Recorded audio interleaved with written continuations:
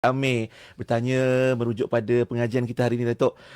Wajarkah kita katakan andainya sesuatu bencana atau kejadian yang berlaku dalam hidup kita adalah balasan dari Allah Ta'ala secara langsung? Contoh, anak yang derhaka pada ibu bapanya. Ini seolah-olah macam balasan pada ibu bapa daripada kesalahan mereka, Datuk. Okey, bismillahirrahmanirrahim. Ia boleh tidak. Oh. Kita tak tahu. Sebab apa? Sebab semua yang berlaku ini hikmah di sebaliknya hanya diketahui oleh Allah Subhanahu Wa Taala. Mungkin terzahir pada kita rahsia tersebut bila benda itu terjadi, atau di kalangan ulama mendapat firasat.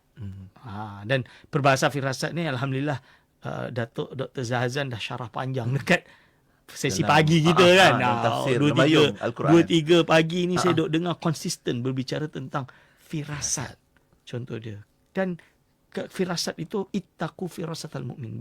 Takutlah kalian dengan firasat orang mukmin. Jadi jangan terus dengar Ustaz Aiman cakap firasat ni bid'ah belaka. Tak.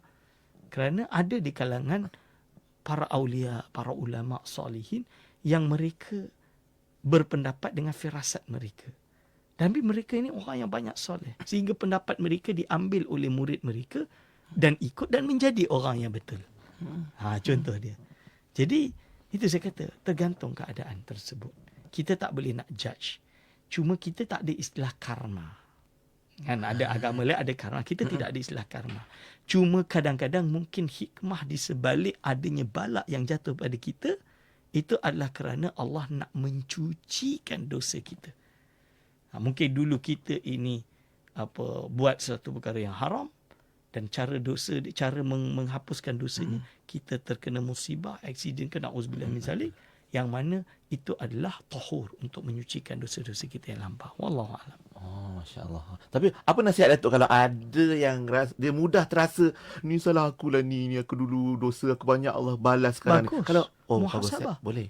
Muhasabah itu nama dia hasibu anfusakum qabla an tuhasabu. Masya-Allah. Tapi dia tak antu hasabu lah kan.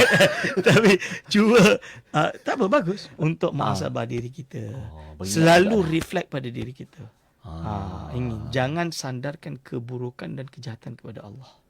Sandarkan kepada kita beradab dengan Allah Subhanahu Wa Taala. Baiklah, terima kasih Datuk atas jawapan tersebut.